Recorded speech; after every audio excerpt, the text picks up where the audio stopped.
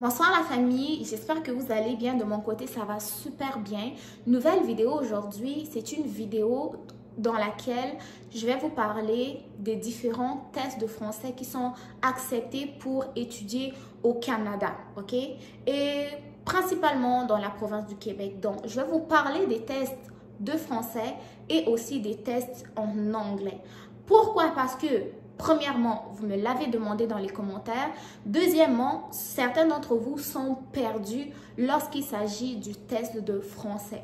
Donc, le but de cette vidéo, c'est vous apporter plus d'éclaircissements, mais en résumé, parce que si vous voulez plus d'informations, vous me le direz dans les commentaires ou vous irez visiter les liens que je vous aurai mis sous la vidéo, ok?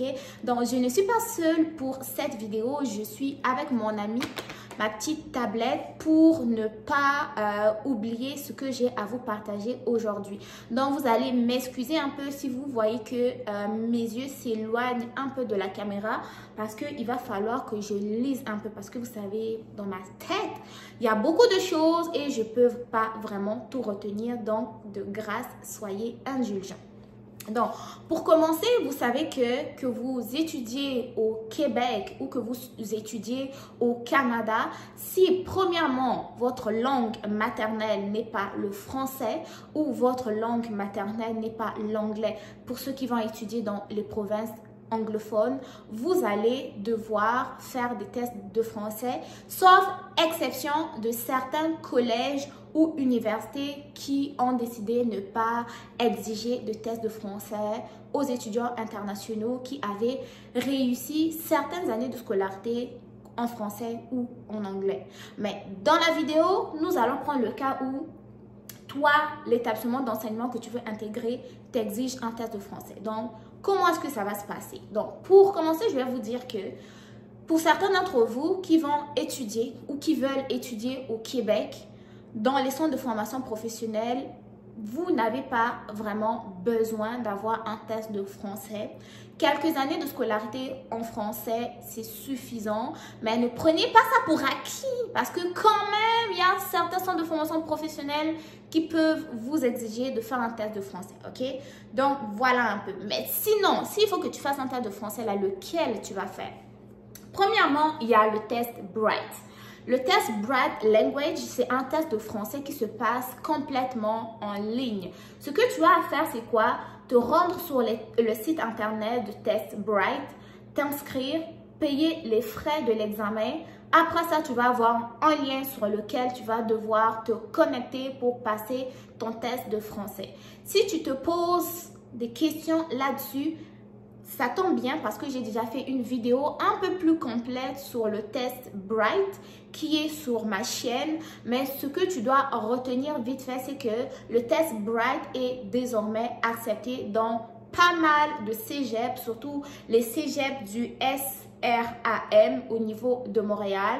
Il y a même des cégeps de SARCQ ici en région, mais même les cégeps de SARL. Voilà, qui acceptent le test Bright.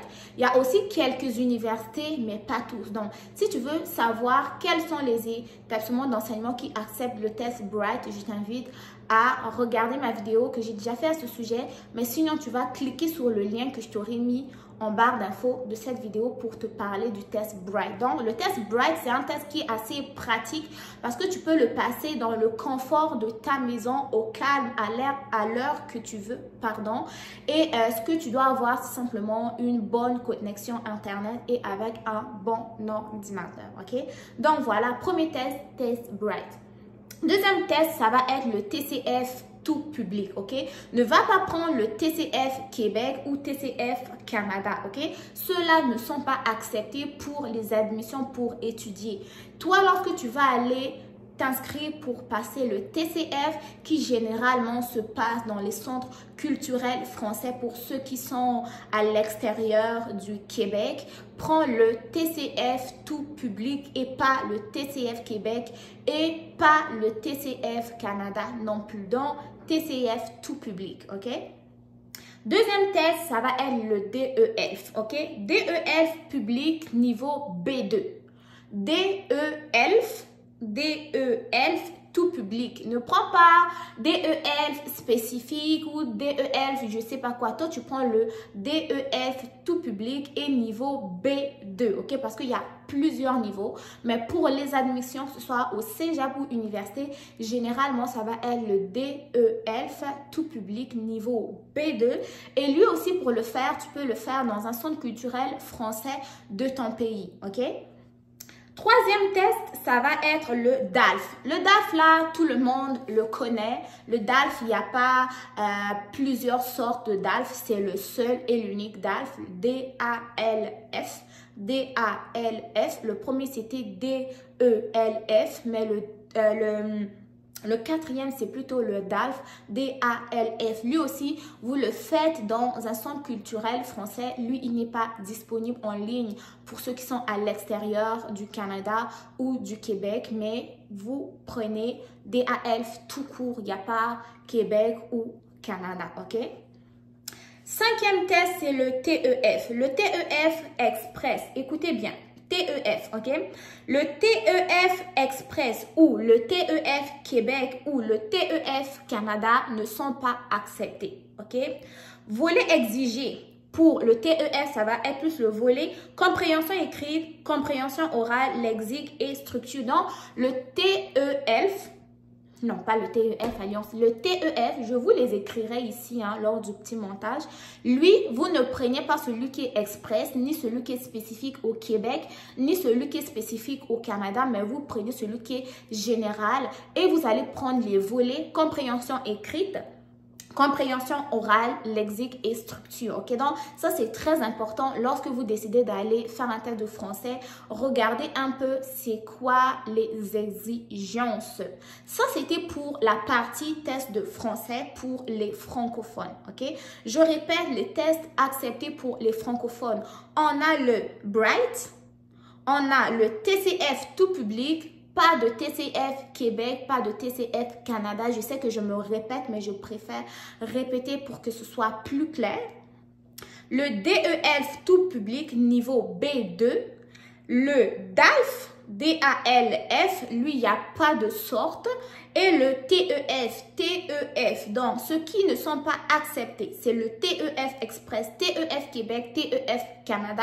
Vous ne les faites pas, ils ne sont pas acceptés. Et lorsque vous allez prendre le TEF tout court, vous allez prendre les différents volets, compréhension écrite, compréhension orale, lexique et structure. Ça sont les différents volets qui sont acceptés pour le TEF.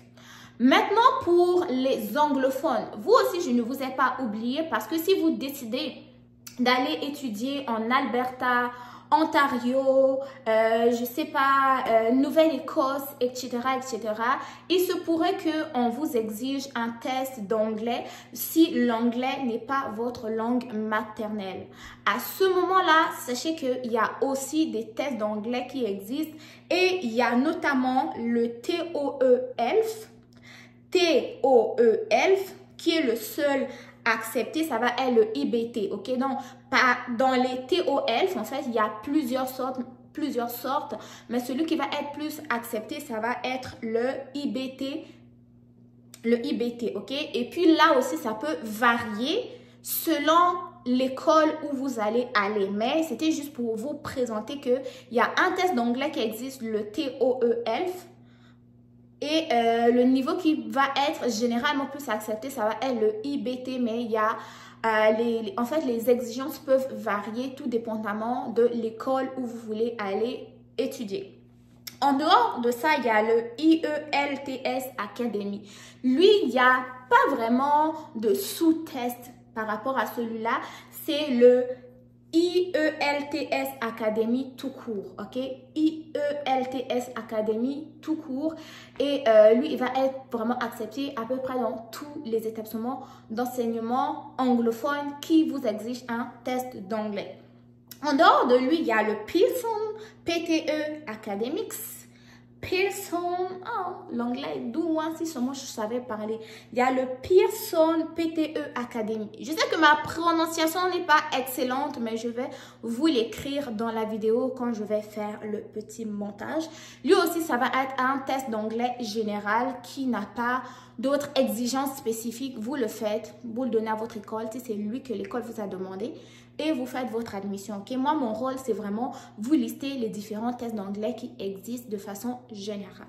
En dehors de celui-là, il y a le Canadian Academy English Language qu'on va abréger CAEL. Lui aussi, c'est un test d'anglais.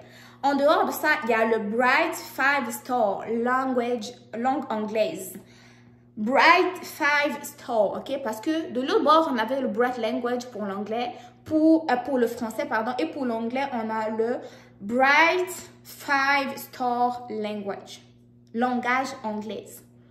Et le dernier, ben, c'est le test d'anglais, Duolingo aussi, que vous pouvez faire pour étudier au Canada dans une province anglophone. Donc, en gros, je vous ai listé tout ça, mais je sais que certains d'entre vous vont être perdus quant à l'orthographe et tout. Ne vous inquiétez pas. Lors du montage, je vais vraiment vous faire une petite liste que je vais mettre ici pour l'anglais, ici pour le français, et vous allez pouvoir voir un peu comment ça s'écrit, ok? Et vous allez pouvoir aller faire vos recherches, tout dépendamment du test qui vous est exigé pour votre demande d'admission. Donc, moi, mon travail, c'était de vous lister les tests en général. Si vous avez des questions un peu plus spécifiques, posez-les-moi dans les commentaires. Mais juste pour vous résumer et pour vous rassurer, sachez que vous avez la possibilité de faire des tests de français en ligne avec le test Bright, ok? Que vous soyez au Cameroun, au Sénégal, au Guatemala, en Indonésie, vous le faites en ligne. Vous avez la possibilité aussi de le faire sur place dans un centre culturel français ou si vous avez d'autres centres qui offrent des tests de français dans vos différents pays, vous vous inscrivez, vous faites votre test, vous assurez de le réussir et le soumettre en même temps avec votre demande d'admission. Moi, franchement, je vous recommande de faire votre test de français avant de commencer votre demande d'admission. Pourquoi? Parce que si vous faites la demande d'admission, vous laissez une demande d'admission qui est incomplète, vous allez faire le test de français. Ça va prendre 1 mois, voire des fois 2 mois pour corriger, on ne sait pas. Vous allez revenir compléter, ça va encore retarder votre demande d'admission. Non, assurez-vous d'avoir déjà avec vous votre test de français et lancez-vous directement avec votre admission pour que le traitement soit plus rapide parce que vous aurez un dossier plus complet. Si vous avez des questions, les gars, dans les commentaires, si vous avez quelque chose à partager dans les commentaires, si vous avez aimé la vidéo, partagez-la à vos amis, à vos groupes WhatsApp si vous pensez que la vidéo pourra leur être utile. D'ici là, prenez soin de vous. Je vous dis à très bientôt pour une nouvelle vidéo. Bye bye!